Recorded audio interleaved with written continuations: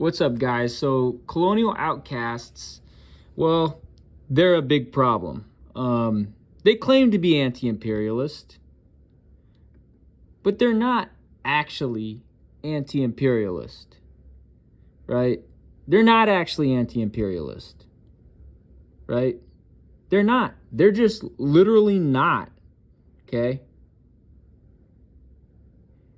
And you can see this right off the get-go, right?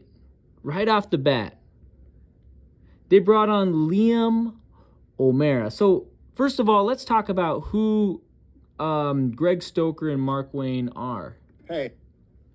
No, Obama. We don't like you, Obama. You're a war criminal, Obama. Quit asking us for our money, man. We gotta pay rent here. You know, this... Nope. We do not like Obama. We think Obama's a criminal. Ultimately gives you the... But Marcus is a connoisseur of anything that's free. So he was happy to read the disclaimer. I think it's probably the bulb types in this side of the office, but it looks very angelic, like the holy, like the holy angels are shining down upon you. I can try and find a different set of light. No, it's fine. It's fine. I've got a standing light I can point at me. It makes you look like a saint. That just What the heck? So that's kind of the introduction, and the fact that they're saying that about this guy, Liam O'Mara, this guy who's a liberal Zionist, right? That's one red flag about colonial outcasts. It's a nimbus of light. It's quite numinous. We'll go with it. Thanks. Thanks for doing this. Yep. Up to you. Doctor, welcome. This is Greg. Hey. Hi. I just we're launching this podcast today before I get shadow banned on Instagram because my TikTok account actually got deleted. So if you don't know me, I'm a kind of anti-war activist and anti-imperialist in general. So is he though? Because his record doesn't necessarily say that, right? Should we just jump right in? Let's do it. Yeah. All right. I am going to do. Okay. And use it, dog. All right. Hello and welcome to this, our inaugural episode of Colonial Outcasts, a podcast all about things anti-imperialist. I'm one of your hosts, Greg Stoker, former U.S. Army Ranger, ex-actor, ex-guitar repair technician, currently in between. So this guy's a former U.S. Army Ranger and ex-actor. That's suspicious, man. He sounds like a psyop, doesn't he? Doesn't he sound like a psyop? Kind of like how Ronald Reagan was a psyop, an actor, right? But this guy's also a literal war criminal too, right? U.S. Army Rangers are literal war criminals. So the fact he's a former U.S. Army Ranger and a former actor, that kind of raises some suspicions to me, right? Jobs and currently an anti-war activist. So is he an anti-imperialist activist though? Because an anti-settler colonialism activist. Because it doesn't seem that way to me. Especially with the guests he and his co-host have had on their show. It doesn't seem that way to me. I'm like super bohemian right now. I'm joined by my friend. Yeah, that's kind of weird. Super bohemian. You don't want to be bohemian. Right? All the cringy, liberal hipsters in Fremont are bohemian. If you don't know what Fremont is, it's a neighborhood in Seattle. That's known for being cringy and hipster and bohemian, right? You don't want to be bohemian, man. And co-host Mark Wayne, a reformed Christian Zionist turned pro-Palestine supporter after living in Israel at the age of 18. So his co-host is a literal former Zionist squatter. And their guest on the show is also a liberal Zionist who I have done a video on, right? Again, I don't make money off of this channel. I have no intention of making money off of this channel, right? This channel is dedicated to educating you guys and giving my opinion, right? I already have another job I make money off of, right? So, and that job has nothing to do with YouTube, right? He's a totally chilled out dude, at least now. And our first guest, Professor Liam O'Mara, who will be introduced post-haste. Thanks for being here, Professor. Hey, happy to be here. This guy, Liam O'Mara, academic who's an enemy of the people, he's acting as if what's going on in Palestine is the fault of Netanyahu, when it's actually the fault of Zionism. See, Netanyahu, much like Liam O'Mara, is a Zionist. And much like Liam O'Mara, Netanyahu supports genocide in Palestine. So why is Liam O'Mara acting as if Netanyahu is any different than any other Zionist terrorist? Again, Liam O'Mara, this clown, who by the way needs a haircut and kind of has a weird ass hairline, not gonna lie. Why is he acting as if Netanyahu is any different than any other Zionist squatter or any other Zionist terrorist or Zionist cult leader, right? Why? It's because Liam O'Mara is a liberal Zionist, and he has a record of erasing Palestinians from occupied 1948 Palestine. Like, for example, my family, my maternal grandpa's family was from occupied 1948 Palestine. O'Mara... so this might be a rocky start. O'Mara erases people like me. A lot of kinks to work out, but we're trying to get off the ground before I'm shadow banned.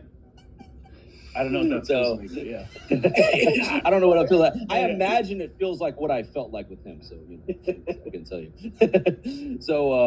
Anyways, I can't think of a better way to christen our recording than with you.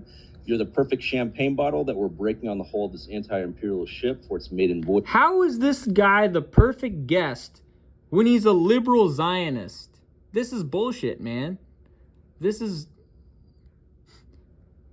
like, this guy was literally endorsed by Zionist Andrew Yang.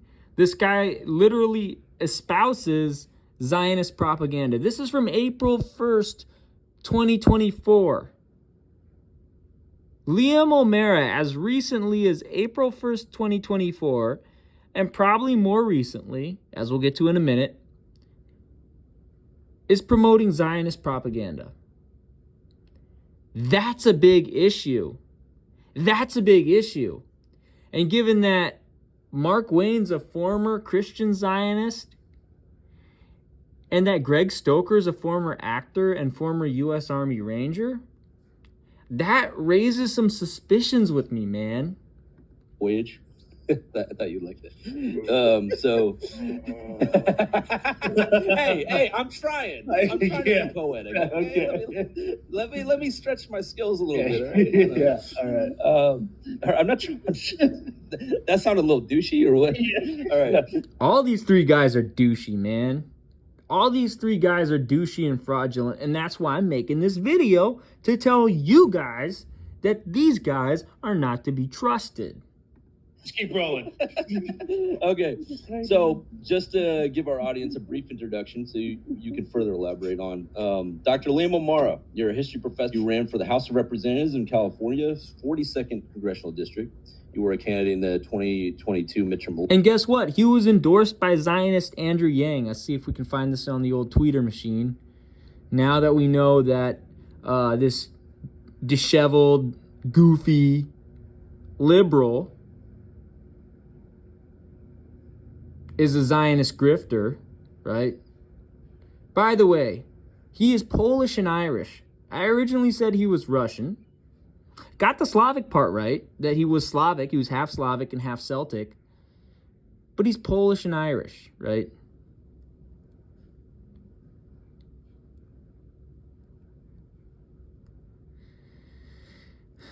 Look.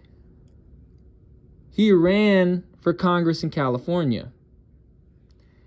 And there he is, praising Bernie Sanders, retweeting Bernie Sanders, praising Genocide Joe and Kamala Harris.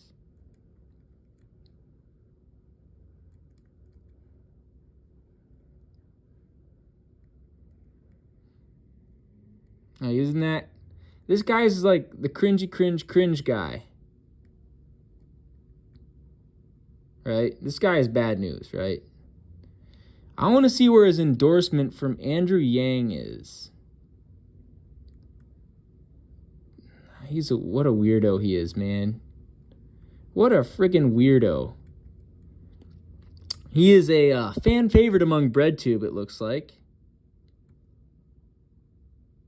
Right?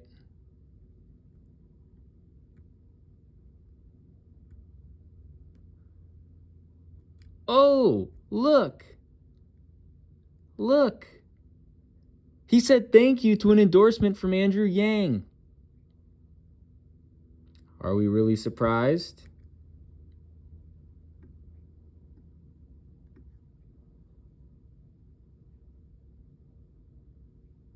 And then he's doing this liberal kumbaya shit up top here.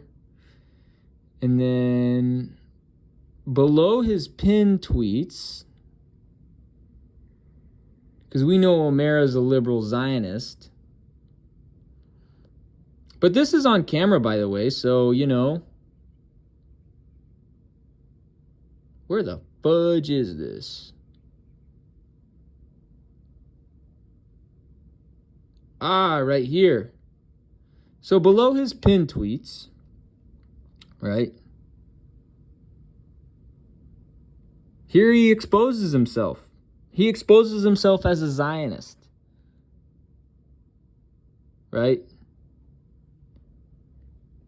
Liam O'Mara, the first guest that these two goofballs had on their show, has outed himself as a Zionist, and we have another video on that. Check it out. Like, subscribe. By the way, I don't make any money off this. I am not a grifter. I do this for knowledge. Right? I have another job I make money off of. So, yeah. Election, born in California. You're a historian, cook, information technology support, and longshore worker in the past. And I believe you speak... So now he sold the working class out, and now he's a college professor with a PhD, and he's a Zionist, and he's an enemy of the people. Because academics are enemies of the people, right? A couple languages, Arabic and Hebrew. Am I wrong on that? I read quite a few languages tolerably well. I conversationally very weak in a lot of them because I never practice things like that, and it just doesn't seem the way my brain is wired. I can kind of get by on the streets in a few, but okay, yeah, I'm not. So he's kind of disingenuous. The guy's kind of disingenuous. I mean, what do you expect? He's a Zionist.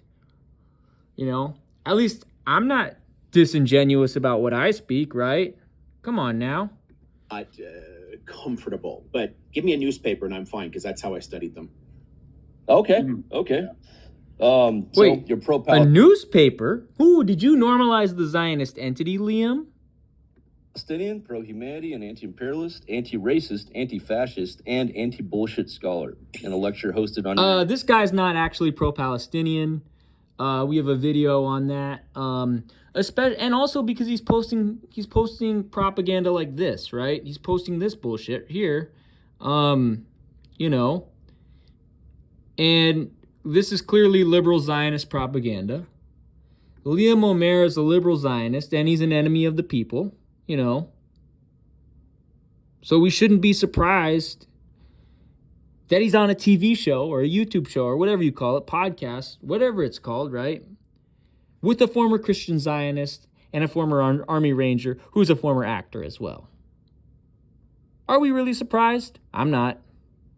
YouTube page titled Neo-Fascist Dog Whistles, you accuse prominent conservative figures of racist overtures stating that mainstream conservatives are increasingly embracing white nationalist positions. Hey, and so are anarchists, man. Anarchists are also white nationalists, man. Like this clown, Liam O'Mara, guy who needs a haircut, You know, to make himself look more presentable, obviously. You know, he's kind of a white nationalist as well. And he gets pwned in the comments here, right? And here's what I say. I said, by running cover for Zionists, Liam O'Mara shows that our academics are our enemies. Liam is a Zionist cuck who runs cover for the Zionists. Palestine will be liberated from river to sea. Zionist squatters will be extradited to the countries of origin. Liam will be prosecuted for promoting genocide.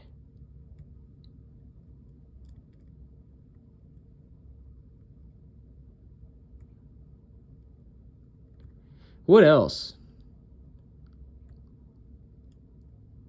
What else? Cajun Green Man. We remember the Spanish were here first. Dr. O'Mara speaking of cultural memories. Indigenous peoples were in what is temporarily called Southern California even before the Spanish, as is the case of all Turtle Island, Abya Yala, Aotearoa, Mamlaud, and others, North America, South America, Celtic Europe. If we're going to dismantle settler colonialism, then we have guests on who are indigenous peoples so that we know what settler colonialism looks like from their perspective, not just that of white academics or activists. Roxanne Dunbar Ortiz and Dr. Lila June Johnston, Member Parliament Marama Davidson are good places to start. And I like that comment, right? So, and Cajun Greenman says there's a move to stop using, you know, the name that some people call the Zionist entity and call it Occupied Palestine. Please use this on your podcast. Keep up the good work. So you can see there's already some criticisms from their own listeners, right?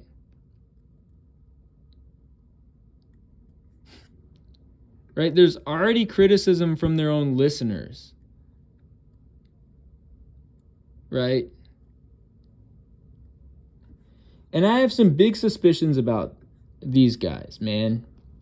These guys raise some suspicions about being Zionists, right? The Nazi-style symbolism. Yeah. So you run your YouTube channel, Office Hours with the Mad Professor. You have long, in-depth lectures on TikTok Live, ranging from history, religion, and of course Palestine. And this guy's fraudulent. Don't listen to what he says, right? And that's why we're exposing him, man. That's why we're exposing him. You have a lot of allergies too, I noticed. I've noticed in whatever. You know, I just people who are not as learned just swallow up and just run with, you know. So all right, so I'm gonna stop kissing your ass right now. All right. So well, if I could add a couple of things on there. Mm-hmm. For politics, it was actually in the 2020 race, not 22. Where okay, really got something wrong.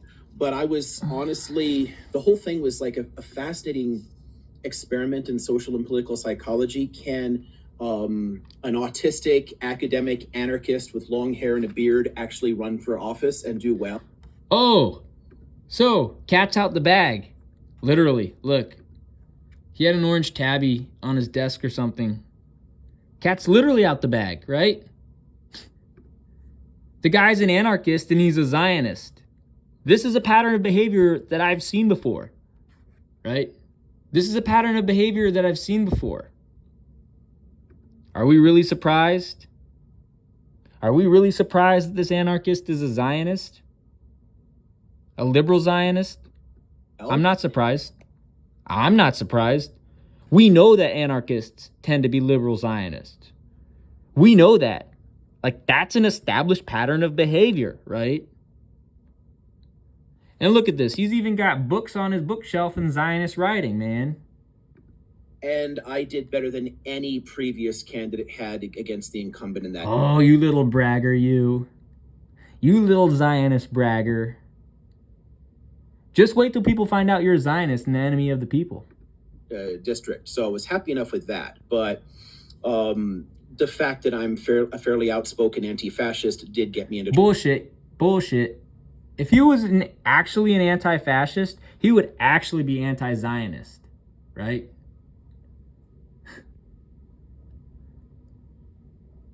If he was actually anti-fascist, he would actually be anti-Zionist. This guy's a con man. This guy's an opportunist and a grifter. And I'm good at spotting those. Trouble eventually, so whatever. I decided to drop out.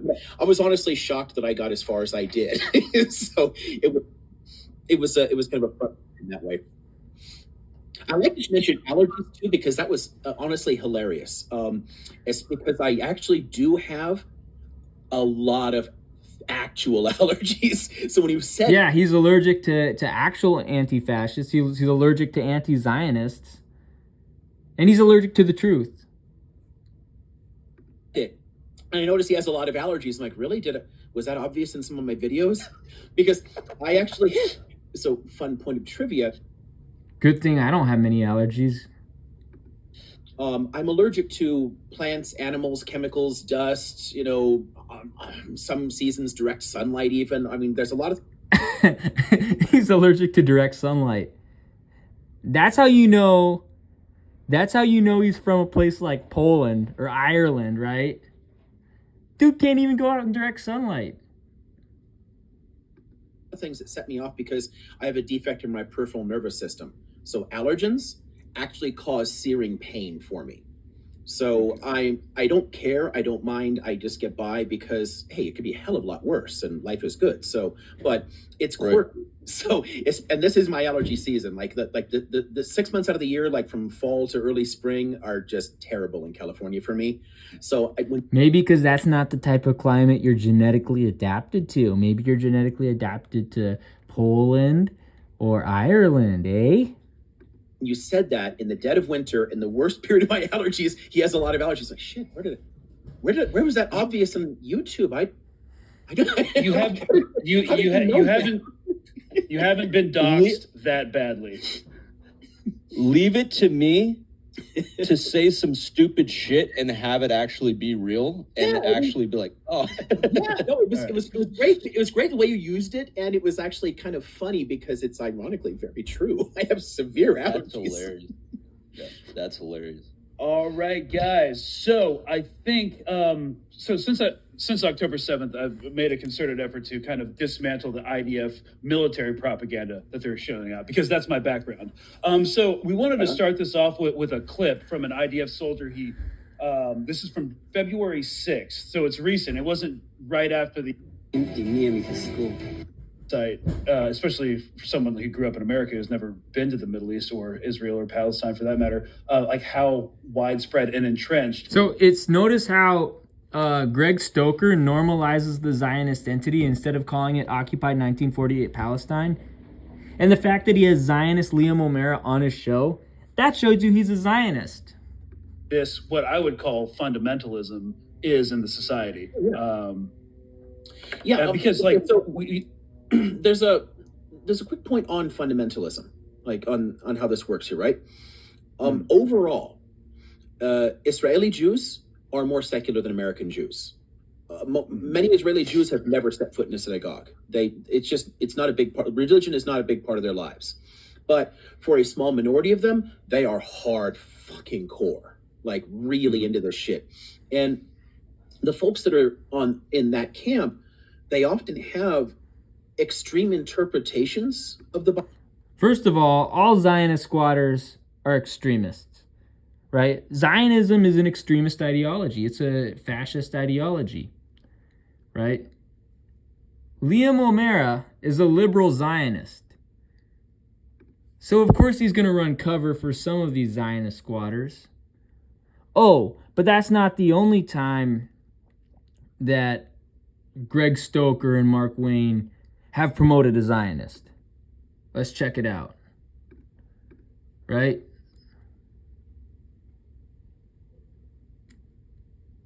So that's strike one for them, right?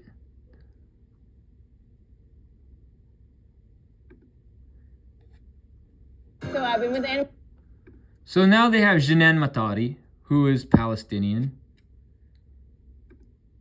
And they talk about the anti-Netanyahu protests in Jaffa.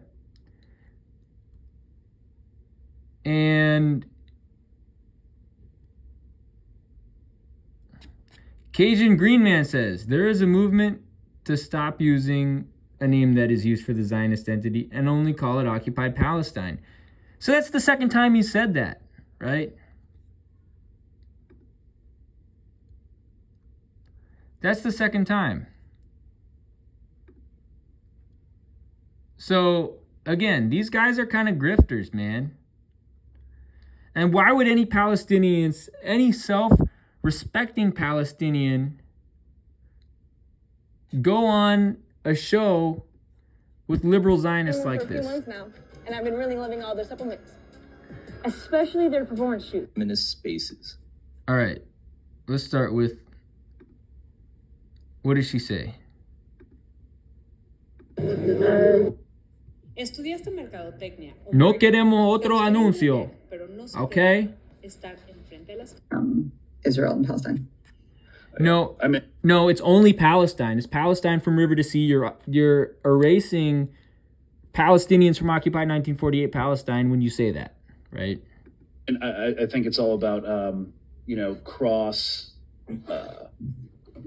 activist solidarity. So I started off with the veteran stuff, and that easily ported over to what was happening, in Israel.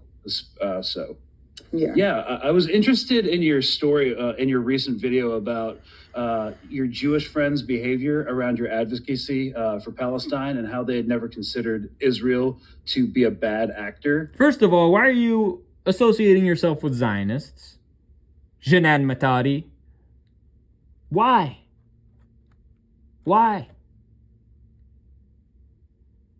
I blocked Zionists on Facebook, right? Why is Jenan Matadi associating herself with Zionists? That's kind of suspicious to me. It seems as if she's a token Palestinian. That's a second red flag that we've seen. Actually, it's the third red flag. Stoker's former career, Mark Wayne's, his history, those are the two red flags. Liam O'Mara's the third red flag, and then the fact that they're having a token Palestinian named Jenan Matari on their show who's friends with Zionists and probably has ties to Fatah. Again, another red flag. And how you'll always have to remind people that the existence of Israel has always been dangerous and violent. It's not just about the current government or the regime. Israelis only started protesting when their own... So even this loser knows that. Even Greg Stoker knows that. But then he has this guy, Liam O'Mara, on his show, on his YouTube show. Right? What a hypocrite. Were curtailed. That does seem accurate. And the idea that Israel was once good, but has been tarnished by a corrupt government and administration, the entire project must be dismantled if peace and stability are to return to Palestine and the region at large. Because if we look at the news right now, it seems like everybody is positioning Bibi and a couple of his most rabid ministers to take the fall for it. And then after they do, and they fall on their proverbial swords, or they're made to fall on their proverbial swords, it'll just go back to business as usual. Like, problem solved, the machine of imperialism rolls on. I love that. Obviously, I'm not going to object to anyone protesting, but I think it's important that we recognize that the protests are not for Palestine, that this is like a societal issue, not a governmental issue. And so getting people to kind of unlearn what they've been taught about Israel and its founding and its current existence and like this supposed need for it to exist for other people's safety. I've gotten like more direct, right? Like we're like at 137 days into watching this. And guess what? I'm probably more direct than her, because guess what? My family's from occupied 1948 Palestine. My maternal grandpa's family is literally from occupied 1948 Palestine, from the towns of Daliet al Carmel and Isfia. Live stream, and every day I like lose a little bit more of a filter that I didn't realize was there. Oh, I lost my filter on Palestine way long ago, way before she did, right? Way before she did. Guess what? I lost it way long ago. So, and the fact that she's going on a show that is hosted by two liberal Zionist opportunists and grifters. That's a big red flag. So it's just getting people to understand that, like, this has always been a terrible thing. It's a terrible thing now. It's going to continue to be a terrible thing for as long as it exists. So it can no longer exist. Right. And so I think a lot of people will say, like, but there are protests. There are protests for a ceasefire. And I guess that's true. I found a video that we're going to play. But here's the thing about a ceasefire. The ceasefire that the Americans and the Zionists want, that would disarm the Palestinian resistance, right? Again, Greg Stoker is such a Zionist grifter. He knows what he's doing. He knows better than to promote a liberal Zionist like Liam O'Mara and to promote the talking points about the ceasefire when that would actually disarm the Palestinian resistance. But he does it anyway. And then he has people like Jinan Matari, who possibly has ties to Fatah, family ties to Fatah, on his show. And, you know, Fatah are Zionist collaborators. Like, this guy's bad news. Greg Stoker is a liberal Zionist grifter. Briefly, and we'd like your response on that. So I'm just going to pull it up real quick. It's protests in Tel Aviv for a ceasefire. This was published by Middle East Eye about a month ago. The Middle East Eye, okay, here's the thing with the Middle East Eye. The Middle East Eye, they run cover for the Zionists. They're disingenuous. You can't trust them. Right? So that's the thing with the Middle East Eye, right? When Barbara switched to TurboTax? I broke 4 generations of family tradition with 5 little words. Ma, I want to make perfume.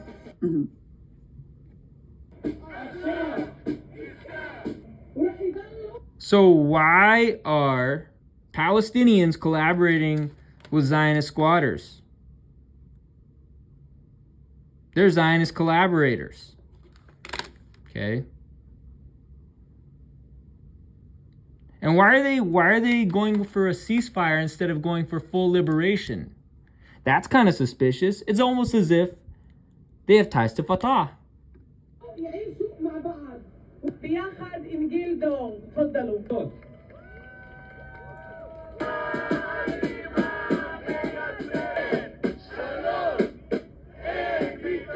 Well, this protest is about Arab people and Jewish people standing together. Sussman, that sounds like a Russian last name. Or a German last name. That sounds like a German last name. So why are they normalizing Zionist squatters? And we live here together in this country, and I believe that we have to live here together. And I do believe that we can live peacefully together. And I am for peace and for the two-state solution, which our Prime Minister doesn't want even to talk about. Israelis, Palestinians, Muslims, Jews, and Christians. He sounds like he has like a little bit of a New York accent or a Los Angeles accent there. This guy's a Zionist grifter. Both of those people, we're going to extradite them to their countries of origin. This is everybody's home. The only solution is to recognize that both people are entitled to a life of freedom and sovereignty and dignity, no matter their religion and background. These are basic human rights that have been withdrawn from millions of people for 56 years. So there is, of course, the atrocities committed by Hamas on... So see, these Zionists vilify Hamas, much like Liam O'Mara does, because, again, he's a Zionist grifter. So, yeah. Like, that can't exist in a fascist ethno-state. Like, there will never be this peace that everybody... Yeah, I mean, listen, the second guy said... The atrocities committed by Hamas on October 7th will never be pardoned and excused. They never can. So this guy's a liberal Zionist. You know, this guy needs to be extradited to his country of origin and prosecuted for genocide. Period. No forgiveness. But look, you got a gap tooth like Michael Strahan, too. if you don't see the historical context, then you're condemned. Send him back to Russia. Send him back to Russia. Prosecute him for war crimes. To repeat the same. And look at his body language. The guy knows he's guilty of settler colonialism and genocide. Send him back to Russia. Prosecute him for genocide. Tragedy over and over again. Yeah, I mean, listen, the second guy said most of the right things. Of course, they always have to mention Hamas. But like... So now she's running cover for a liberal Zionist squatter. She's running cover for a liberal Zionist squatter. Is this the type of people you want on an anti-imperialist and anti-Zionist podcast? No. Palestine is for Palestinians. Zionist squatters must be extradited to their countries of origin. Jenan Matari sounds like a Fatah supporter, right? She sounds like a Fatah supporter. You know, first they had liberal Zionist Liam O'Mara. Now they have liberal Zionist gatekeeper Jenan Matari. Was that a standing together protest? Is that the?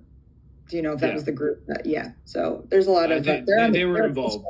Yeah, they're officially on the BDS list because of like normalization tactics, and you could see it in the language that the first woman had used. Like she talked about how this was for Arab people and Jewish people, like the erasure of the Palestinian identity to call us Arabs. That's where the term like Arab Israeli came, right? Like this erasure of the term Palestine and Palestinian.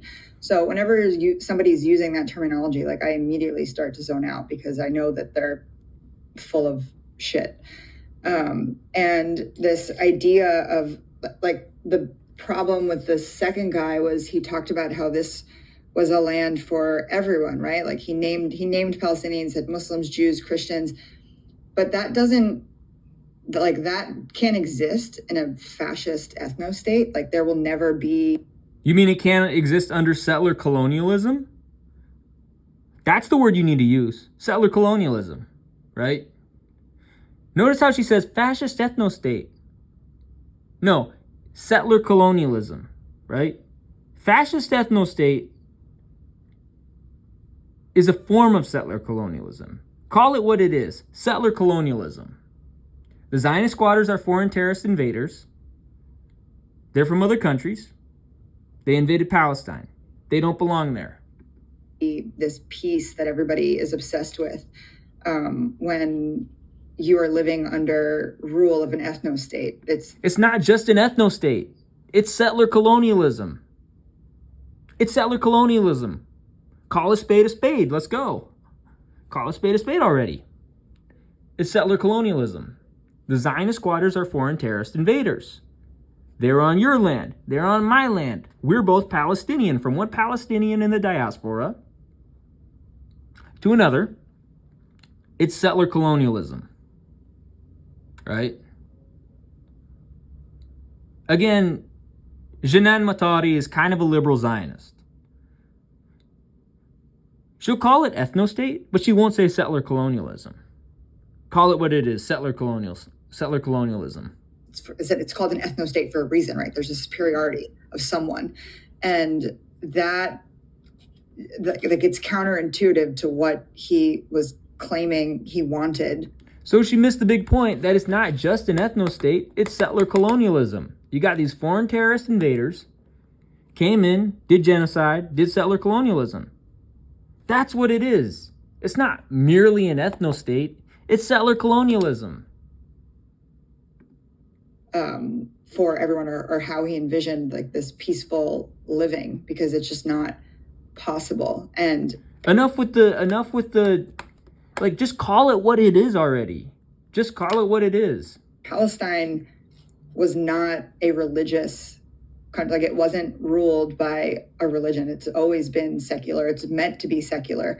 And so this concept of, yeah, okay, we can all live together in this one country for all these religions, but it should be Israel, and it should be like it should still be considered like a Jewish homeland. It's just no, it's Palestine for Palestinians from river to sea. Zionist squatters must be extradited to their countries of origin. Call it what it is, settler colonialism. It butts heads, right? It doesn't make sense. And then the idea of us wanting to live next to, like in a 2-state solution next to our genociders, it just doesn't, it's not what Palestinians want. And it's clear, like they didn't have. So please just say it's settler colonialism. The Zionist squatters are settler colonizers, and they must be extradited to their countries of origin, right? Just say that. It's easy to say. What, are you a Fatah puppet? Have a single Palestinian voice at that protest talking about it. So that makes it very clear that it's not what they're, it's a ceasefire protest, okay, but it's not for a free Palestine. It's so that they can stop. And a ceasefire would only disarm the Palestinian resistance, right? That's why I'm not an advocate of a ceasefire, because it would disarm Palestinian resistance. Bombing the Israeli hostages that are inside of Gaza, and then we can get back to, our normal routine of Palestinians living under occupation and apartheid. And it's not just occupation and apartheid. It's settler colonialism and genocide. Call it what it is. Quit using the liberal talking points. Quit using the liberal talking points. Folks, this is why I say liberalism is a mental illness, right? Which it is, by the way. And postmodernism is also a mental illness. You know what stands out to me about this type of... Oh, here we go. The former Zionist squatter. I would call it toothless type of protest. Mm-hmm. Is the lack of specificity, mm-hmm. right? Like, for example, to call for peace and use these very general terms, but not list any specific demands that are very... Screw peace. We want liberation, man. I'm Palestinian. I'm 1/8 Palestinian, okay? My maternal grandpa's family was Palestinian, okay? 15% of my ancestry is Palestinian, right? I want liberation. Screw peace. Again, Mark Wayne is a former Zionist squatter, former Christian Zionist. Can't trust the guy. Can't trust the guy. Guy's an enemy of the people. Very obvious that need to be listed, mm-hmm. such as the children who are in administrative detention, mm-hmm. right? So now they're talking on this peace framework, and it's bullshit, right? It's more Zionist propaganda. No, it's not peace, it's liberation. Liberating Palestine from river to sea. Extraditing the Zionist squatters to their countries of origin. That's what it is. And countless other ones too. Yeah. Like, I'm not gonna speak on those, because you as a Palestinian should be the one listing these things. Mm-hmm. But it's the lack of specificity that gets me. Mm-hmm. It's like, we need peace. What does that fucking mean? Yeah. What does that word mean to you? Does that mean like, So again, Jeanne Matari, she's trying to capitulate to these two Zionist gatekeepers, right? Mark Wayne and Greg Stoker are Zionist gatekeepers, and this is two examples of this, right? Everything's quiet, everything's calm. Yeah. We know, but or there's just no fighting. Right. One is just... When Barbara switched to TurboTax? I don't give a shit about Barbara, son. A family tradition with 5 little words. Ma, I want to make perfume. It's like they're an endangered species of animal that have to be separated from the other species, and they can't get along. And we do that as Americans without realizing Jews as separate people that need to stay apart. During the time of the Civil Rights era, imagine, instead of us protesting the treatment of Black people and treating them as equal human beings and citizens, imagine if we all just protested and says, you know what, we need to give them their dignity and allow them to live in their own segregated communities away from us in peace. Right. Imagine if we said that. Imagine if all the protesters got out signs and said, it's been proven that it's the only way to liberation is when you've decided that you're no longer going to live your life with your oppressor's boots on your neck. when you decide you don't want to live with your oppressors anywhere in the vicinity of your country, right? AKA armed resistance. So, again, Jeanette Matadi is a mixed bag. She does say some Fatah talking points, which are liberal Zionist talking points, but she has some mediocre talking points. I'd give her a C minus. Again, I grade harshly on Palestine. I'm Palestinian. What can I say, right? But it gets more concerning with colonial outcasts, right? It gets more concerning, right? More concerning. Way more concerning. Why? Anthony Lowenstein. Now, here's why this guy's a big problem. Anthony Lowenstein is a Jewish Australian German freelance investigative journalist, author, and filmmaker. Right? So, again, he is the co-editor with Ahmed Moore of the 2012 book After Zionism, One State for the Zionist Entity in Palestine, which includes essays by Omar Baghouti, John Mearsheimer, Ilan Pape, Sarah Roy, and Jonathan Cook, and others. Well, geez. Lowenstein co-founded the Independent Australian Jewish Voices.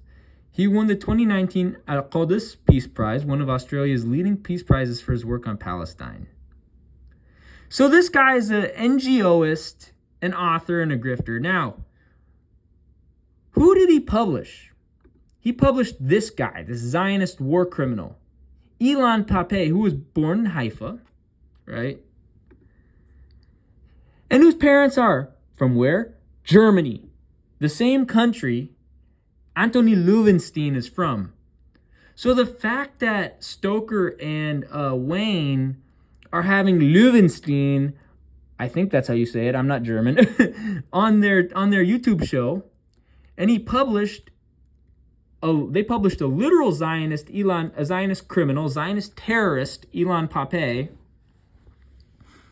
who was literally born 20 kilometers northwest of my family's hometown in Haifa, Palestine, and who has a BA from the Hebrew University of Al-Quds, right? And has worked at the University of Haifa, and who was drafted who was in the IOF in Al-Jolan in Syria in the 1973 Yom Kippur expansion of the Zionist entity. This guy's got blood on his hands, man. This guy's got blood on his hands. And he was the academic director of the Research Institute for Peace at Givat Haviva. And he was a professor, senior lecturer in the political science department and Middle Eastern history department at the University of Haifa between 1984 and 2006. That's a pretty long time there, right? The fact that he's being published by Lowenstein, who in turn is being featured on Colonial Outcasts, that's a big problem. So, Pape ran for Knesset elections as 7th on the Communist Party-led Hadash list. So,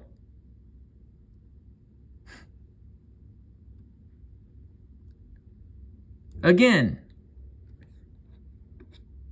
Pape has significant involvement in the Zionist apparatus.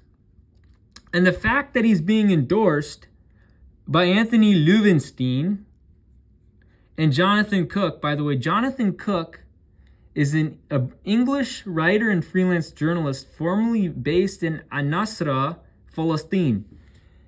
And he has a passport with the Zionist entity. He literally has a Zionist passport. Like, what the actual fuck?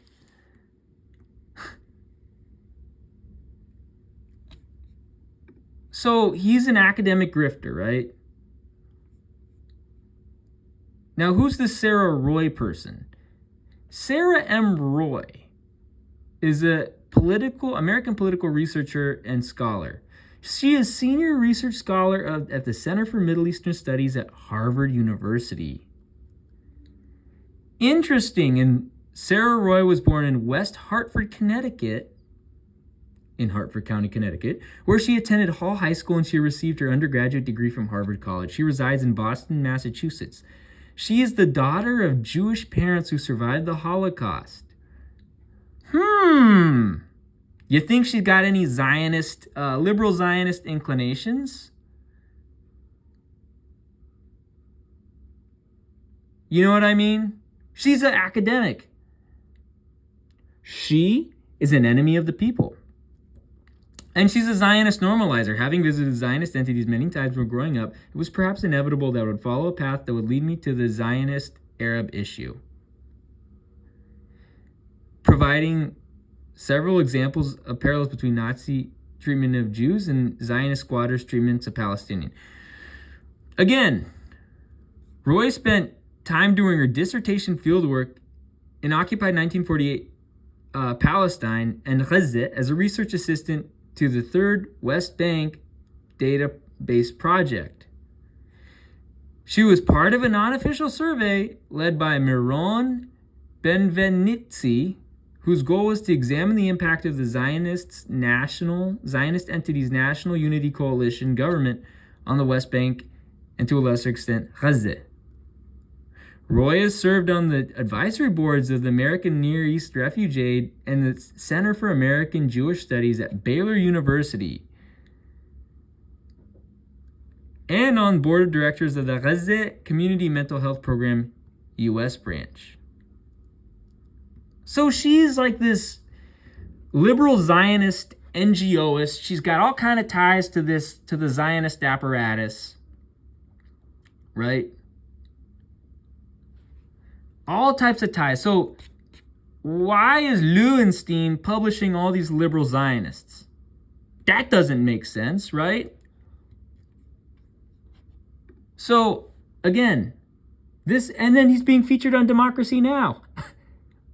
Like, are you shitting me? Like, you can't make this stuff up, man. This is like, these guys are Zionist grifters.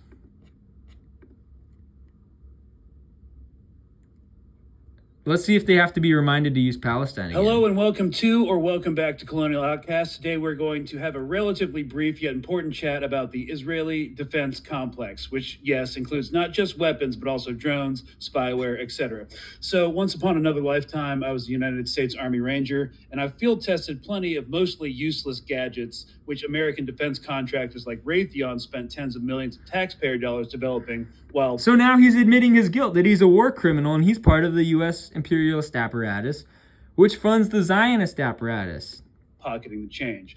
But we've never really used Israeli equipment, though. So only over the past couple years have I become familiar with Israeli companies such as Smart Shooter or Elbit Systems. And only then because our own problematic police forces employ their technology and our own military is now placing bids on their contracts. So here to further educate us all on this subject is Anthony Lowenstein, an independent investigative journalist, filmmaker, and co-founder of Declassified Australia. He's the author of the worldwide bestseller, The Palestine Laboratory, How Israel Exports the Tech... Laboratory? Laboratory. Huh. I speak better English than an Englishman. Holy crap. But... so check this, right?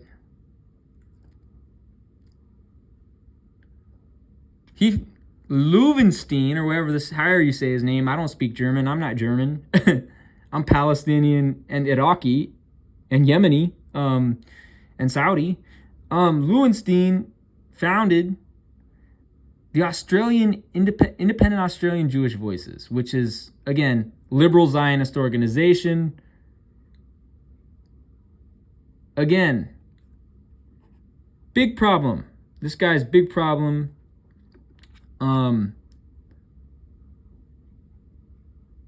So IAVJV's statement of principle states the Zionist entity's right to exist must be recognized and Palestinians' right to homeland must also be acknowledged. He's a liberal Zionist. So, again, his ties to Sarah Roy, Jonathan Cook, Ilan Pape, and we didn't even get in to mention John Mearsheimer, man. You know, the guy who's a former Air Force guy, German-American, Irish-American, born in New York City and Brooklyn, you know. This guy who's a grifter. Oh, and supported Zionist Bernie Sanders. So the fact that Lewenstein who's a Zionist, is being promoted on Colonial Outcasts, that's yet another red flag, right? Screen your guests, my guy, Greg. But wait, folks, it gets worse, right? The future of your business. Again, it gets worse. You get more grifters on here. Let me see.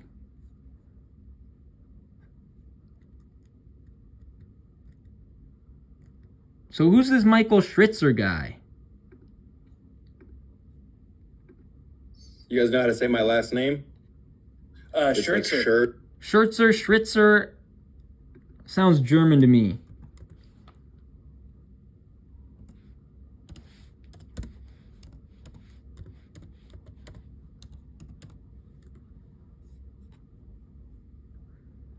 Who's this guy? Michael Schritzer. Schritzer? I don't know. Let's Schritzer.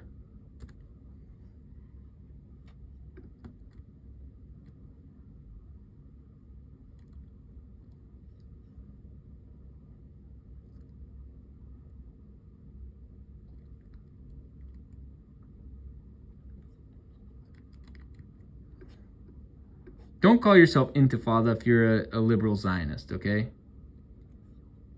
So here's his YouTube.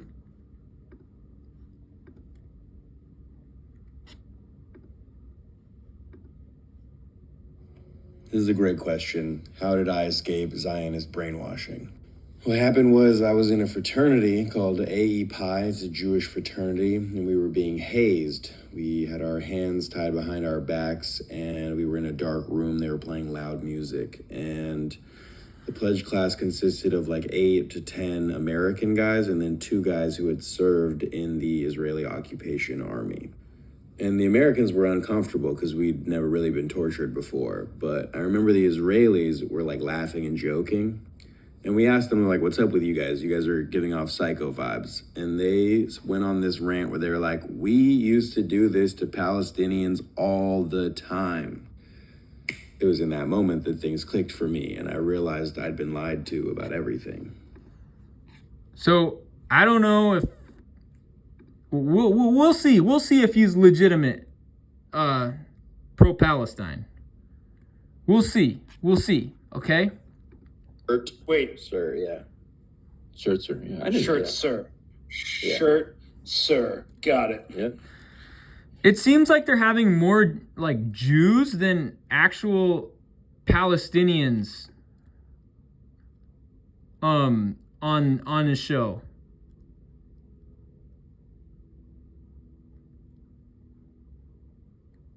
You know, they've only had what, 2 Palestinians?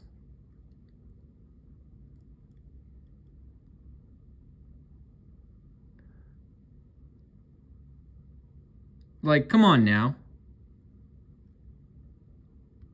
So we'll see if this guy is legit. We'll see if this guy supports full liberation. And we are rolling.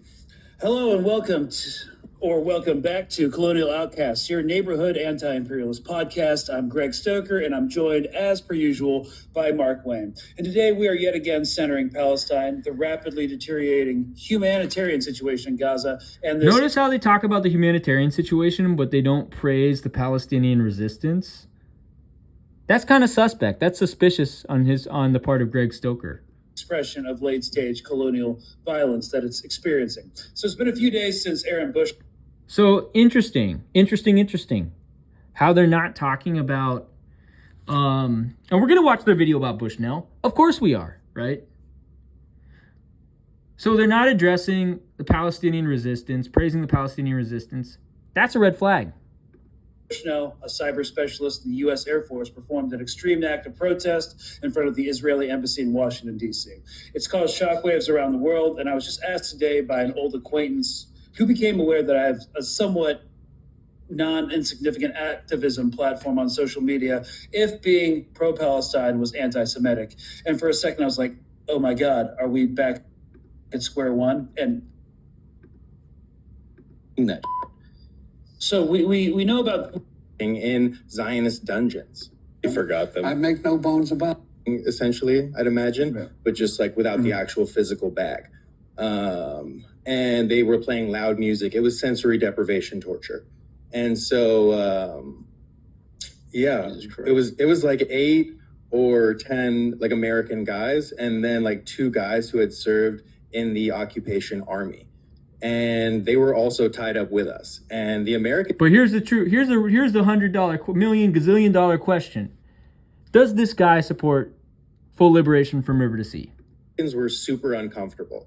Like everybody we'd never been tortured before.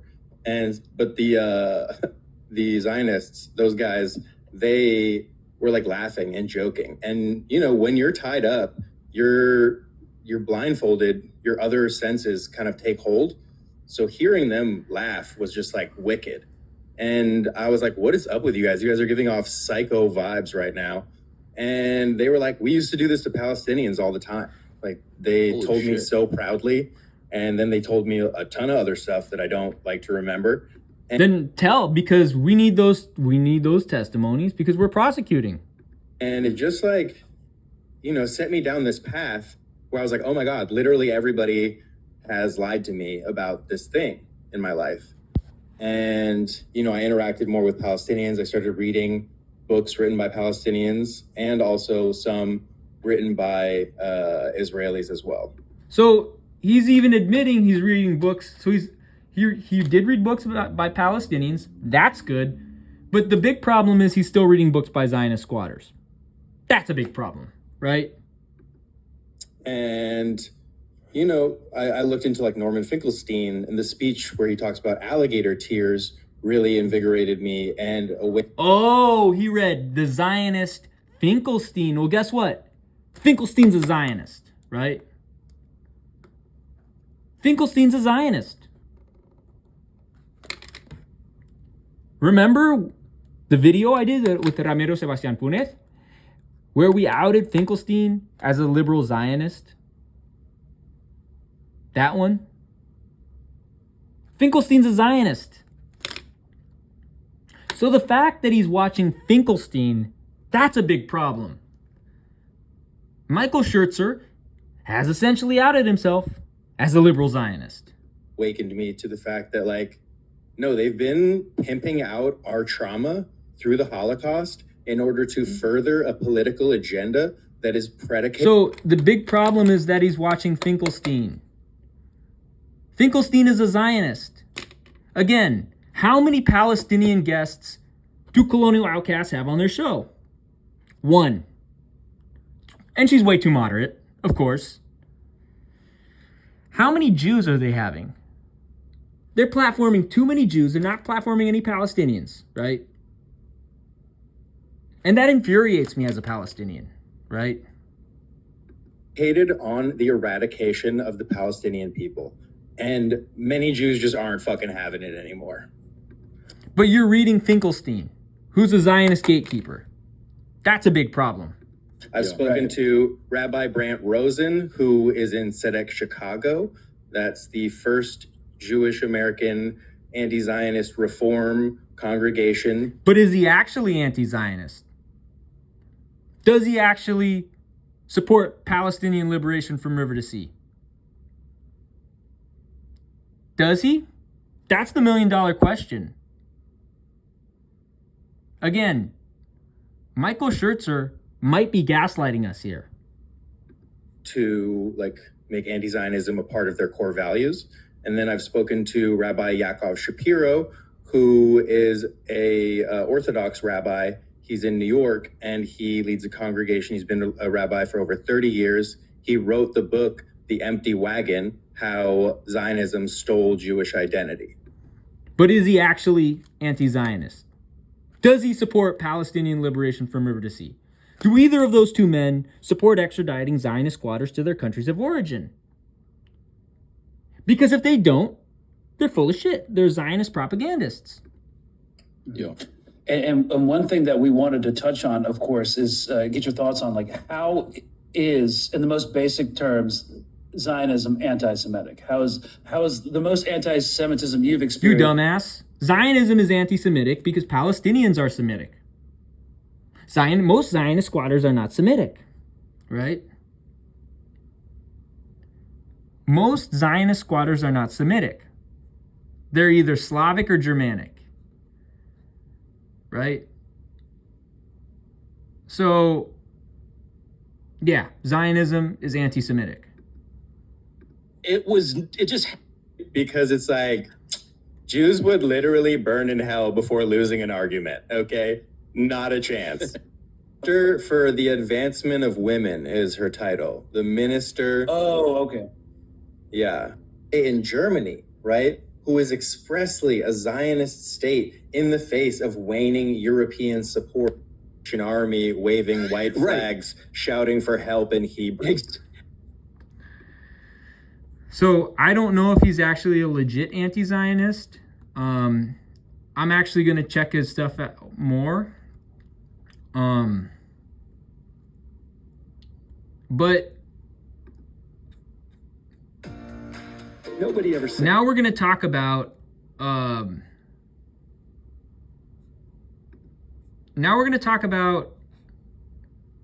Bushnell and Josephine Guilbeault. Let's stop having fun, especially when that Again. fun's in the crate. All right, hello and welcome to. So, first of all, let's keep it 100. Anyone who is in the U.S. military is a war criminal. It don't matter if you were deployed. It don't matter if you were in the States. It don't matter what your role is. If you join the U.S. military, you serve Shaitan. You are a war criminal, right? So, Aaron Bushnell, and I know there's much hype being made about Bushnell. You know, the fact that people are just hyping him up, right?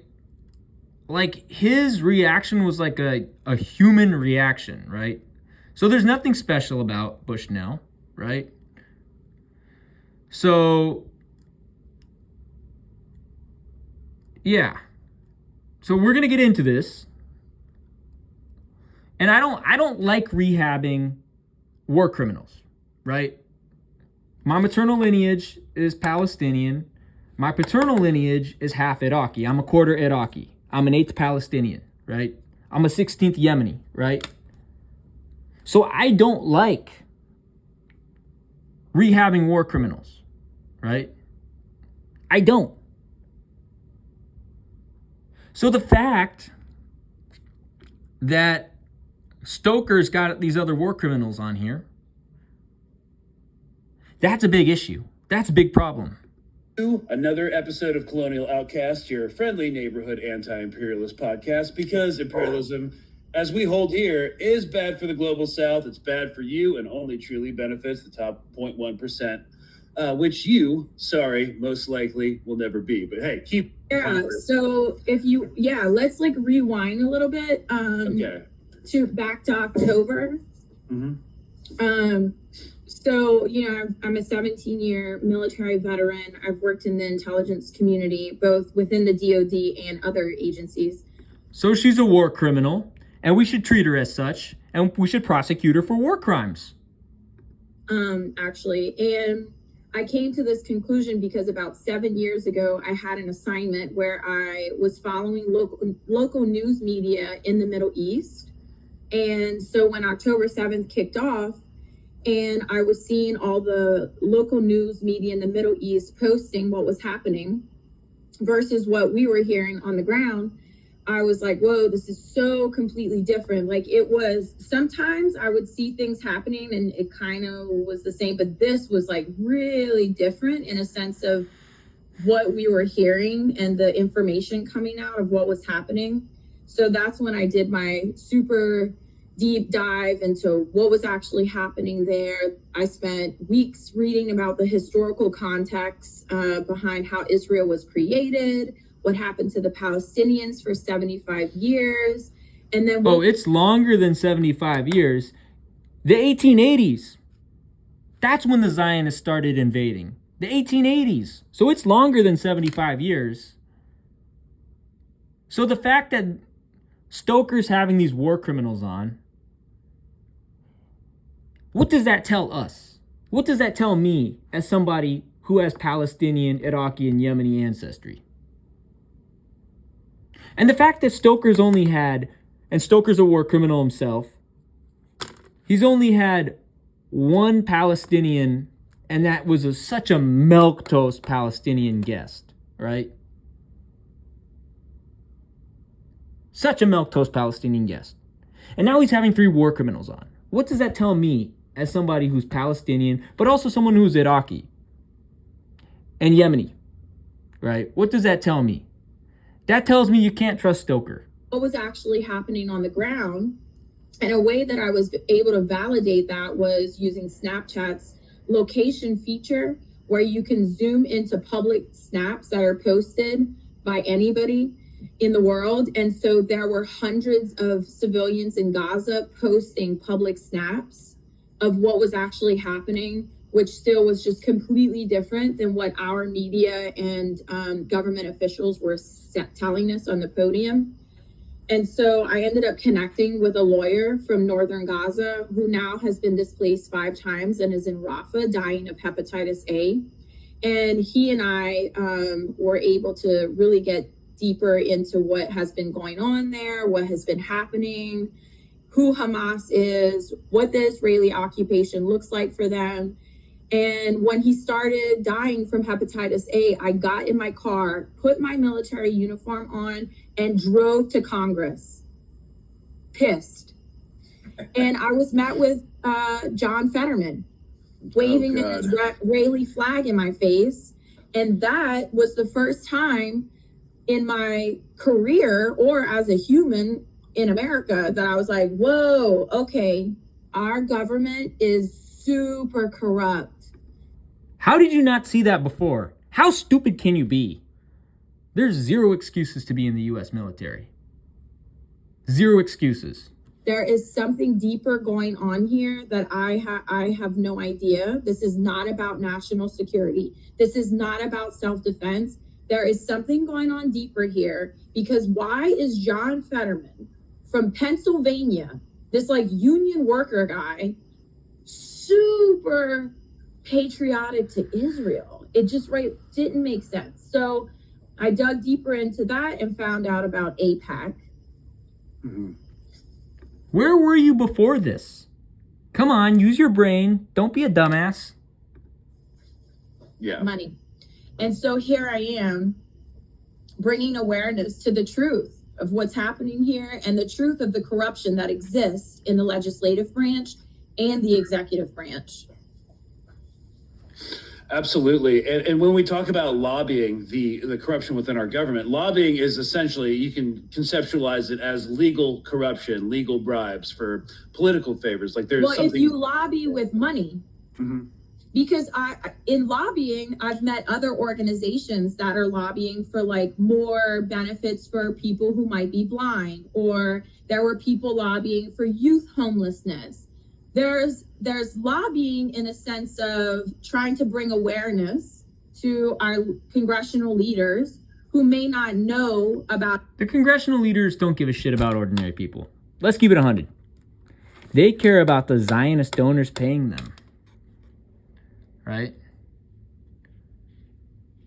So, okay, let's go. A specific subject or topic, and you want to just bring awareness to that. And then there's lobbying where you sign this very big check and say, I'll keep you in office, I'll support your campaign, but you have to vote in a way that supports what I'm telling you. Yeah, that's a great call out because there's a big difference between lobbying for world. The media platform picked up agencies. Actually, I agree with you, Greg. I've really found myself questioning a lot of my. So do you think? I think she should still be prosecuted.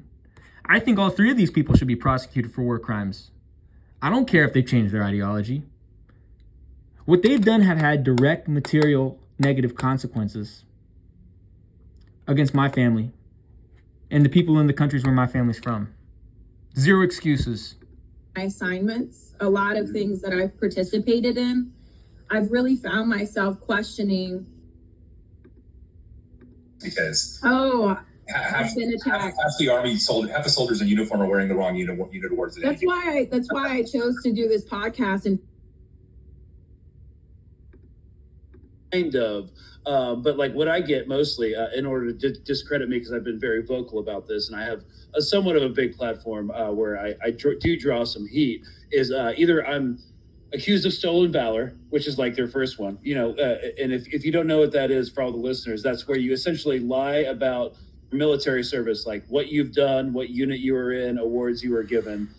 Which is actually a really dumb thing to accuse someone of because it's so easy to disprove. You literally have a piece of paper because the military does a lot of paperwork, and you can just show that. It specifically attacked his unit awards on his uniform, which is hilarious because I've been attacked. Half the soldiers in uniform are wearing the wrong unit awards. That's why I chose to do this podcast in front of this. Yeah. So they can accuse us of stolen valor or like being a disgrace to our uniform. And at this point, I'm just like, whatever, dude. Like, you don't really know what was like going on like overseas in a war like Afghanistan, where it's just like, okay, was this really ever something that was meant to be won, or was it just an exercise? So this guy was in Afghanistan. Does he want to go to prison? Because we can make that happen. We can make that happen. He's a war criminal, And like, it's beyond the scope of this conversation. I agree with you, Greg. I've really found myself questioning a lot of my assignments, a lot of things that I've participated in. I've really found myself questioning what was the truth behind those missions, and were those people actually guilty of something? Yeah, it's weighing heavy, and I think a lot of veterans are actually starting to contemplate that, who are. Well, I think this person should be put in prison, right? For war crimes. These three all should be in prison for war crimes. Being educated on this situation. The biggest hiccup right now with some of these veterans, like what you're saying right now, is they're uneducated and unaware of actually what's happening. And they're taking at face value what the Western media is telling them instead of doing their own digging. And that disparity is huge. And who's surprised when you find out that you've got, domestic, or national news organizations running their copy through their Tel Aviv desk for censor approval from the Israeli government before it gets released in the United States, which is just insane. I mean, show me another country where that happens. My husband actually made a really good statement about why veterans may be choosing to keep their head in the sand. Because he's a 12-year Navy vet, and he said... You mean he's a 12-year war criminal? That's a war criminal. There's nothing honorable about being a war criminal. The reality of someone finding out that what they did during their time in the military wasn't for the greater good and actually was for the elite is so heavy that facing that would mean we might have a lot more Aaron Bushnells. Yeah, Greg and I talked about this like October 8th, literally like around that time we were having these conversations, whereas like because we were finding the same thing. Some vets would immediately go with new information, realize, oh crap, this is what's actually going on, and a lot of them would be very resistant. And it's because it requires a look in the mirror. The second you start looking into that, now you're looking at yourself in the mirror. Now you're looking at your history, and for a lot of us, our former identity is very, very tied up in what we did, and so. It's a hard look. It is, and it's heavy. I mean, we do heavy things, so it's heavy to face.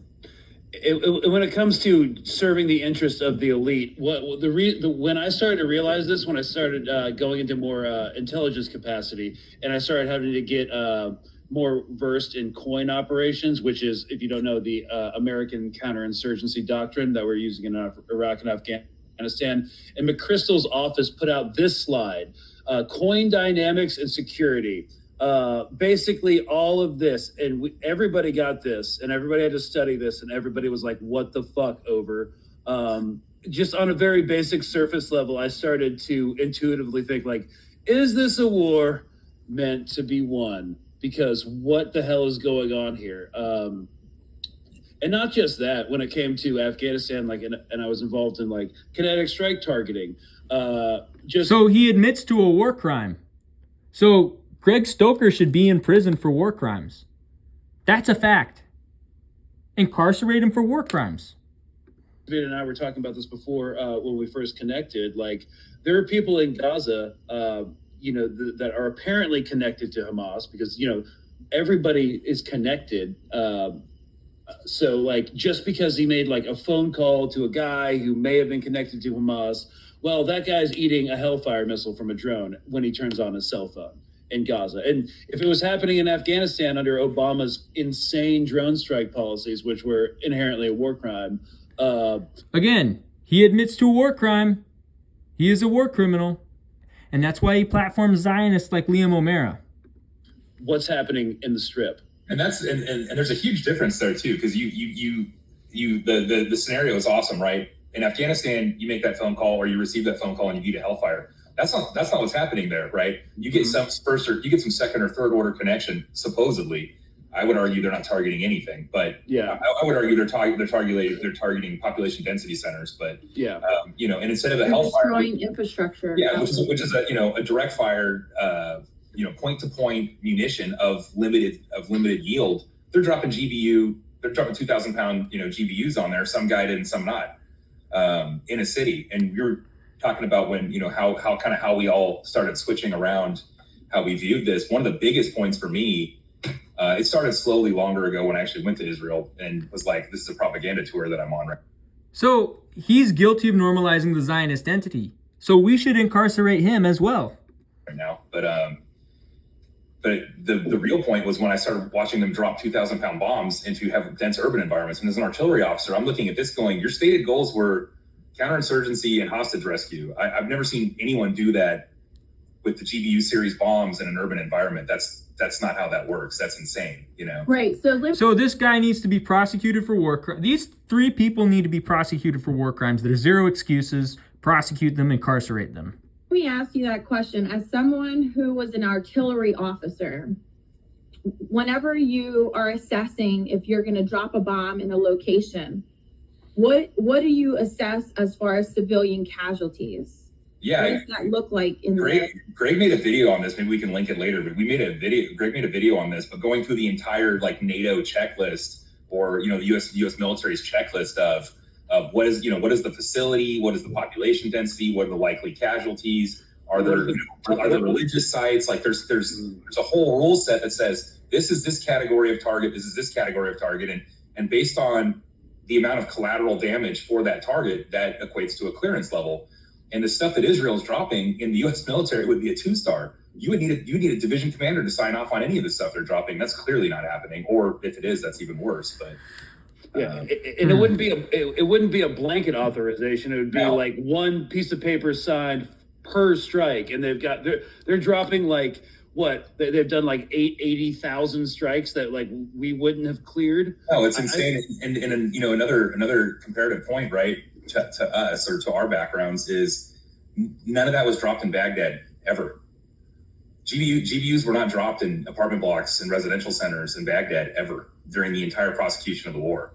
GBUs. Hey, but you guys still invaded my dad's country, right? My dad's Iraqi, my mom's Palestinian. You still invaded my other country. Prosecute you guys. We're gonna prosecute you guys for war crimes, right? Prosecute you guys for war crimes and incarcerate you guys. That's our only option, man. And now that you've admitted that you were there, prosecution for you. So this goes back to the question of why are we supporting an ally so unconditionally that doesn't align with our own military strategies and values and moral compass? So how do we continue to support someone that knowingly drops bombs on dozens of children every day? That doesn't make sense to me. No, it doesn't. I mean, it makes sense through the lens of imperialism. I think, even dating back to 1947, Travis is currently getting some memos written by the post-World War II Joint Chiefs saying that the creation of the state of Israel will cause regional instability. It'll be a net negative for the United States in that region and globally because it will diminish our reputation. But aside from that, we also do have CIA reports saying like, hey, Palestine is a small, quote, economically weak, a militarily weak country whose economic potential far outstrips its military capacity. And, we need to establish a base there in order to repel Soviet incursion into West Asia and also to secure American energy security because it is the outlet for Middle Eastern oil, or at least they thought it would be. Yeah, that my friend from Gaza actually told me yesterday that border that they built between the north and the south of Gaza, they've now created a road that goes right into where they're building the port. Within 24 hours of Biden announcing that they're building a port, they were able to get all the construction machinery in. They've already started building the port. So to me, it seems like this was just a propaganda scheme the entire time. And most of the people in Gaza do believe that this is going to fall right into being a port for them to extract the resources that exist in the Mediterranean Sea. Yeah, if they build a road like that, they're going to fence the north side and the south side of that road. It already is totally blocked off. So and now they've built a road into two segments now, into two different security segments where people won't be able to move freely again. Yeah, that's right. Not only that is I was talking to some Navy Seabees, and those are guys from the Navy Construction Battalion. If you're not tracking for the listeners, they can build a temporary port in like no time. It wouldn't take 10 months. So what that says is they're not building a temporary port. They're having to use more intensive construction techniques to build a permanent port. Yes. Yeah, the US yes, you know what? I'm so glad you said that, because I know that the horizontal and vertical engineer units have equipment that it's almost like a barge that like flaps open into, and so you can even like it's almost like a port ship. That's what I was saying. They don't actually have to build anything. The Navy. Interesting. Yeah, because Cyprus still houses two UK air bases, which is in sortie range. They're buying a port on the other side of the Gaza Marine Basin, so they'll have this port triangle between Cyprus. Referring to means in a sense of press on the top of it, you can see exactly what you're shooting. There's no two ways about it. There's no excuse in the 2020. Okay, here's like one of the most interesting things is when we go through intelligence school, we're sort of told that the Israeli intelligence is one of the greatest intelligence communities in the world, and they have all these capabilities, and they're super smart, strategic. And I'm like, well, I'm not seeing that. They're either committing a genocide, which is what it looks like to me and to the rest of the world, or they really are not very good intelligence analysts because they're just dropping bombs everywhere and claiming that it's Hamas. So the targeting aspect of things, people need to realize, and veterans especially need to realize, that coming from someone who is one of the strongest armies in the world to be doing this and to say we didn't know, or there were human shields. The human shield concept, I'm going to tell you this. In America, if there is an active shooter inside of an elementary school, we dropped 2,000-pound bomb on it. Duh. Are we going to drop 2,000 pounds of bombs on the school knowing that the children are inside?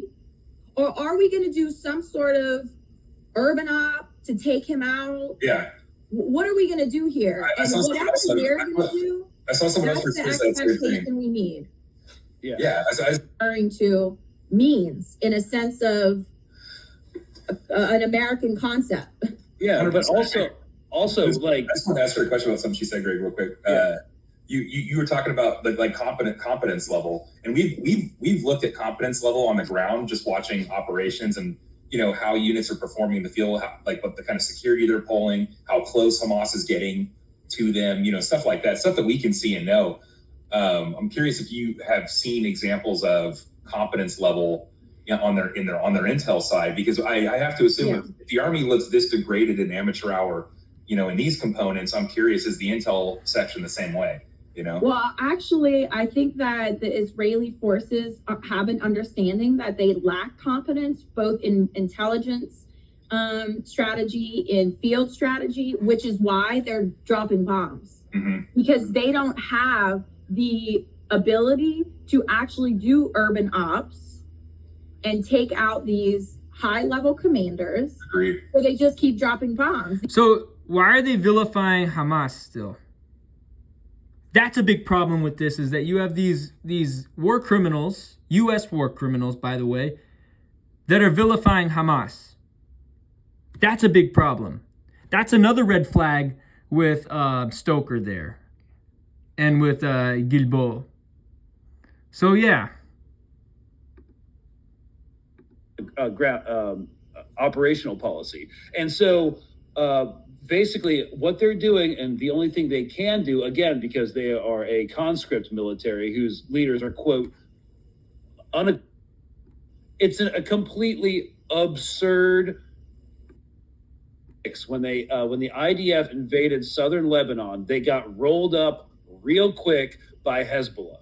Okay, so what they did was they carpet bombed the shit out of a suburb in West Beirut called Daia. And because what they wanted to do was hurt the civilians so badly that if Hezbollah ever tried to attack them again, the civilian population in Lebanon would stop them. It's a completely absurd doctrine to have for your military, but it serves the core. It's at the core of Israeli policy on the operational policy. And so basically what they're doing, and the only thing they can do, again, because they are a conscript military whose leaders are, quote, unequipped to fight a real war. That's from a official U.S. Army literature from the 2006 war. They put collective punishment on civilians in order to pressure the combatants to lay down arms. And that is collective punishment, obviously, which is a war crime. Their entire military doctrine is, in effect, a war crime. Yeah, well, Greg, let's talk a little bit for a second about the combatants themselves. Yeah. And who is Hamas? Because I feel like people keep saying Hamas, terrorists, and don't actually take a look at the group, the mission of the group, the background of the group. And I think it's important that as veterans, we touch on who these people actually are and what their goal is, so that people don't put them into the same category as, let's say, ISIS. Yeah, I remember one of my Joes in Baghdad in 2007 during the surge talking about... Oh, so this guy's a war criminal, did war crimes in Iraq? Okay, well, guess what? We're going to prosecute him. We're going to prosecute him, and we're going to put him in prison. A group that had just attacked us, and kind of loosely using the phrase terrorist. And I remember telling him, hey, these guys attacked us. We're a uniform military target. I didn't say occupying at the time, but I was like in their country. I say foreign invaders. Yeah, I was like, when you shoot at us, I was explaining, like, when you shoot at us, that's not terrorism. That's So why were you in Baghdad? Zero excuses. You should be in prison. Us, I was explaining, like, when you shoot at us, that's not terrorism. That's insurgency, and we've done it too. So look, the example I use is I was born and raised in Louisiana. Every single person that I know has a weapon there to use, whether it's to hunt, self-defense. And if someone invades South Louisiana, below I-10, I guarantee you that we are going to defend our land from any foreign invader. And then in this situation, we would be labeled a terrorist for protecting our children and our land. And that's sort of what's happening with Hamas here. For 75 years, their people have been targeted. It's been longer than 75 years. It's been since the 1880s. Over and over. Their children have been targeted. Their economics have been targeted. I mean, in every aspect, they have been dehumanized. There's no freedom of movement. And so what do you think is going to happen when you push people into a corner for generation after generation? You have these teenage boys who watch their parents get killed, their siblings get killed. If that were us here in America, we already know what we're about to do. I think that's an especially good message for veterans, because it's like you voluntarily picked up a rifle with none of those circumstances. Yes. Think about if you had grown up in that environment, whatever militant group was present, that's where you would be. I also want to say, having been to JRTC, I would rather smoke myself than invade Southern Louisiana. But Fort Poe. Woo-hoo! Absolutely. And it's not just that. Like when we use when the average person uses the term terrorist, it's either because of Islamophobia generally, because cartels use objectively terror tactics, but we don't call them terrorists necessarily. But it comes down to tactics. People think like, oh, they're terrorists, they're suicide bombers, they use explosive belts, they use nerve gas. It's like, according to the Israel's Ministry of War, the last suicide bombing by Hamas was in 2008. They've completely rebranded as well. So when it comes to terror, when it comes to like tactics, and especially like thinking about it from like targeting terms or like U.S. military terms, to me, like what defines terrorism and doesn't is effects. Like, what is the desired effects? Because if you look at like the FBI goes, you're a terrorist if you're a foreign actor and affiliated with a foreign terrorist organization. The FBI says domestically you're a terrorist if you commit illegal acts in support of an ideology. Then the FBI will call you a terrorist. I was just reading their definitions just out of curiosity. But to me, what makes a terrorist or not is effects. What were your desired effects? Were your desired effects, inflicting damage and trauma on the civilian population or civilians? Because if that's the case, then yes, or at least that specific behavior was, But again, if you're attacking military forces or armed forces of any kind, as we saw on October 7th, I mean, a lot of those kibbutzes are armed. Those aren't civilians. When you pick up a rifle. Well, what he doesn't talk about, what this war criminal who committed war crimes in Iraq doesn't talk about, is the talk about settler colonialism, right? The Zionist squatters are foreign terrorist invaders. They are foreign terrorist invaders, right? The Zionist squatters are terrorists. So I don't know why Stoker is putting war criminals on his show. I probably gave him more time than I should have. But here's the real big issue. Marcus. So, again, Yuval Mans, who is a Zionist terrorist. That's what he is, folks. Why are you putting war criminal Yuval Mans? This is a problem. This guy has blood on his hands. Right? This guy is a connoisseur. This guy has blood on his hands. He is a terrorist. Right? And you can even see his website. Like, what? Like, he is... What the fudge? Weird-ass Zionist terrorist. The fuck?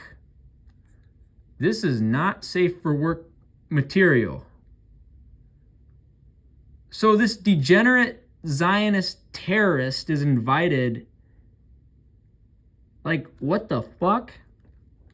And by the way, all forms of Zionism are militant because all forms of Zionism are terrorism. So, again, this is bad news. of anything that's free. So he was happy to read the disclaimer. Hello and welcome to Colonial Outcast, your friendly neighborhood podcast about out just a little bit and also the video, so you guys are hearing it. Oh, but at the same time, we all have access to the internet. I'm just gonna play. So is this guy in Palestine? Either way, we're gonna prosecute him. We're gonna put him in prison. Again, this fucking degenerate in Los Angeles, the Zionist degenerate, I don't even know if he's in Los Angeles. Like, this is a big problem. This is another red flag. Like, how many Palestinians has Colonial Outcasts had on, right? This seems like a fucking grift, right? Right? You know what I mean? Like, all right, I think this thing's working. Let's go. Welcome back to Colonial Outcast, your friendly neighborhood anti-imperialist outcast. This episode, we are going to kind of do like a free form. Don't really know the nitty-gritty of how the military functions, okay? Defense contractors have a like sub South by function, you know, is really fucking weird. Like, because you've seen like some of the expansion and like, oh, there's a tech part of South. So, again, and then they have, I don't know who the fuck's on here. Welcome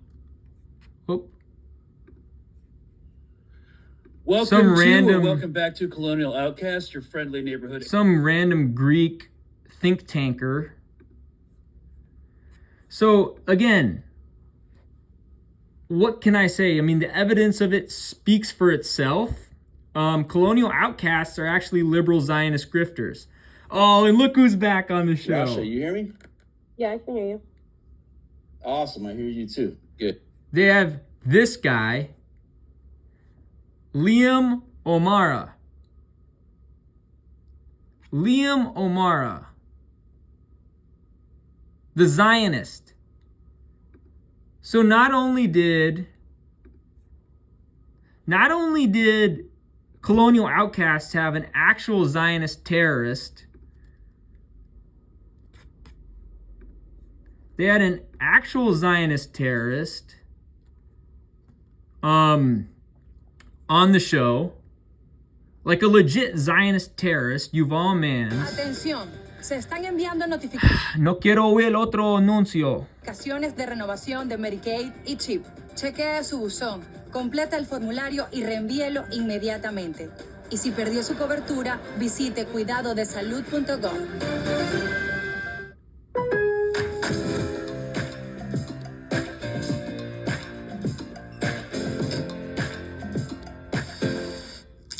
So, show. My pleasure. Thank you for. Again, this fucking Zionist, they not only had this Zionist degenerate, who's a literal terrorist, but guess who they invited back on? Right? That's good. Yeah. This has kept me out of trouble for the most part, I think, you know, right? Or it's. So they had this liberal Zionist cuck on. You know, this guy who ran cover for the Zionist entity. Like, these guys are bad news. Greg Stoker knows what he's doing. Mark Wayne knows what he's doing. These guys are bad news. They are Zionist grifter. Like, they are literal Zionist grifters. It's got me in trouble. I don't know. It's one of those two. Yeah, definitely one of the. So which means that what ends up happening in the emerging Zionist project there was liberal trends that were saying power, like state. Again, and I know I've gone on a long time with this video, but the fact you're having a Zionist, Russia, a liberal Zionist,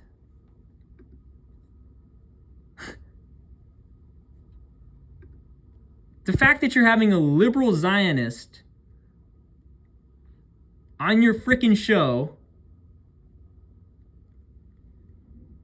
talking about Islamophobia, like, that's a joke. So they have, like, this is bad news, right? This podcast is it's bad news. These guys are bad news, man. You have a Zionist terrorist who's a fucking degenerate now on your show. This guy, Yuval Mans, Zionist terrorist. He has blood on his hands, right? You have... Where the fuck is it? You have this liberal Zionist, Liam O'Mara, right? Who's a known liberal Zionist. You have Lowenstein, who's a liberal Zionist. Schertzer, who could be a Zionist. We don't know if he's legit. You only have 2 Palestinians on your entire show, right? And then you have literal war criminals. Literal war criminals who committed war crimes in Iraq and in Afghanistan on your show.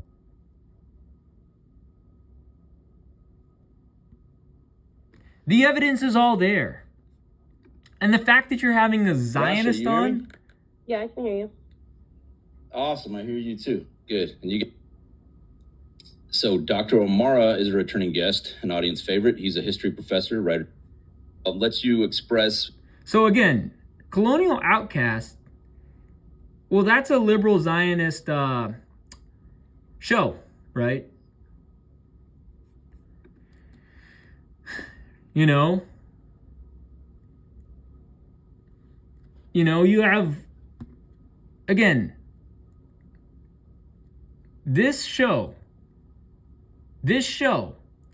Colonial Outcasts, is a liberal Zionist show. It is quite problematic, to say the least, right?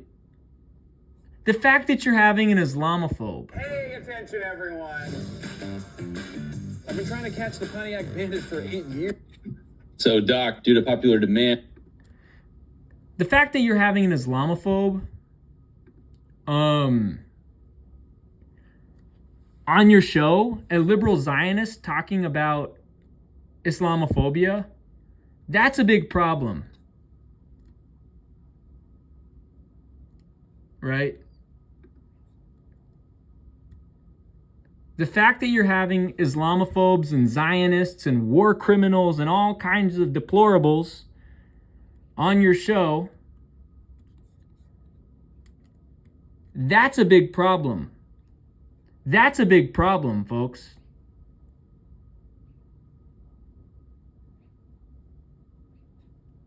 That's a big problem. Look, as somebody who is Palestinian on my maternal side and Iraqi on my paternal side, the fact that you're having a liberal Zionist talk about Islamophobia, the fact that you're platforming a literal terrorist who is now a degenerate weirdo, that's what Yuval Mans is. He's a liberal Zionist terrorist who is now a degenerate weirdo in most likely in Los Angeles. Right? You only have 2 Palestinians on your entire damn show. You have liberal Zionist college professors and grifters and comedians on your show. That's a big problem. Colonial outcasts can no longer call themselves anti-imperialist. Colonial outcasts can no longer call themselves anti-Zionist. Colonial Outcast is a liberal Zionist imperialist platform. Greg Stoker and Mark Wayne are liberal Zionist, liberal imperialist grifters. That's what they are. That's what they need to be seen as. As someone who's Palestinian on my mom's side and Iraqi on my dad's side, and as someone who does this shit for fun, not for fun, but to spread knowledge and spread awareness, I make $0 off of YouTube. I talk about politics, I talk about sports, I talk about stuff that I'm interested because it's what I'm interested in, right?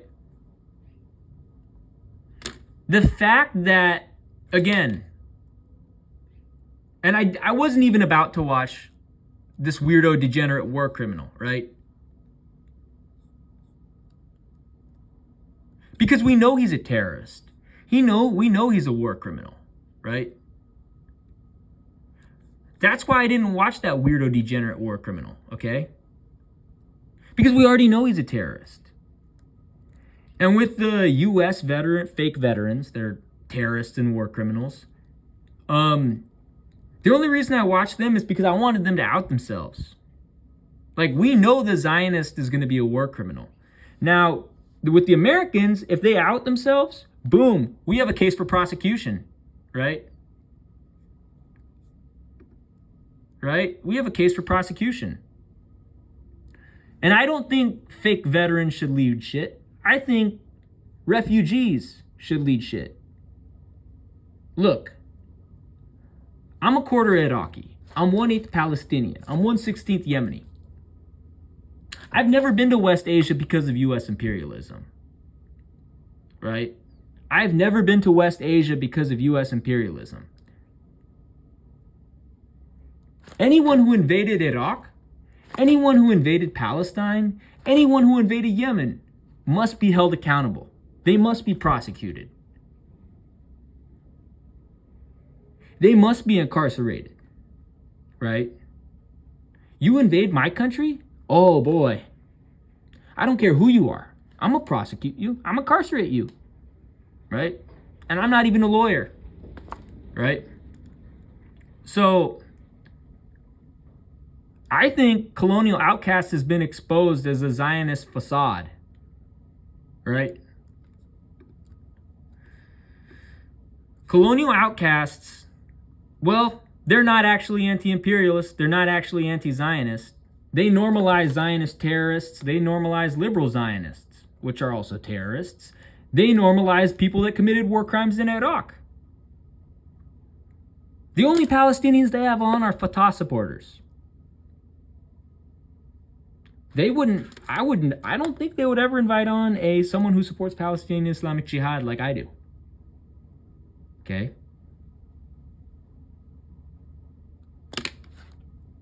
And I was waiting for the US personnel to say, oh, we were the terrorists. But no, they didn't say that.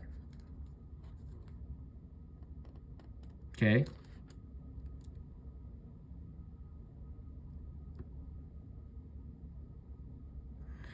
So, and the big problem with the organization that the US personnel promoted, Veterans for Peace, like, peace for who? No, Iraq needs liberation from US imperialism. Palestine needs liberation from Zionism. Yemen needs liberation from US imperialism. Veterans for Peace sounds like, oh, we want to disarm the opposition. That's what that crap sounds like, and I'm tired of it. So, again, Colonial Outcast has just been exposed as a fraudulent platform. Fraudulent platform. Okay?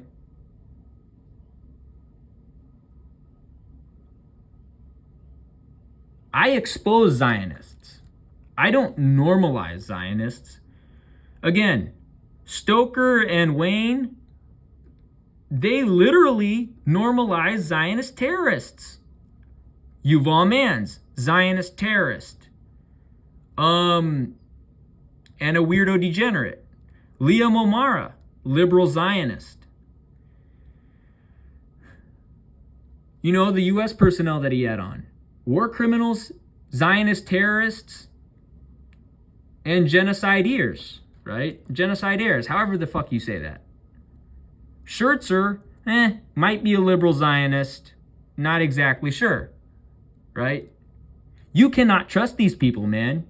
They are grifters. So, there you go. They are grifters, and you cannot, like, Greg Stoker and Mark Wayne, if they're the number of red flags they have on their show for people that are red flags on their show, that's bad news.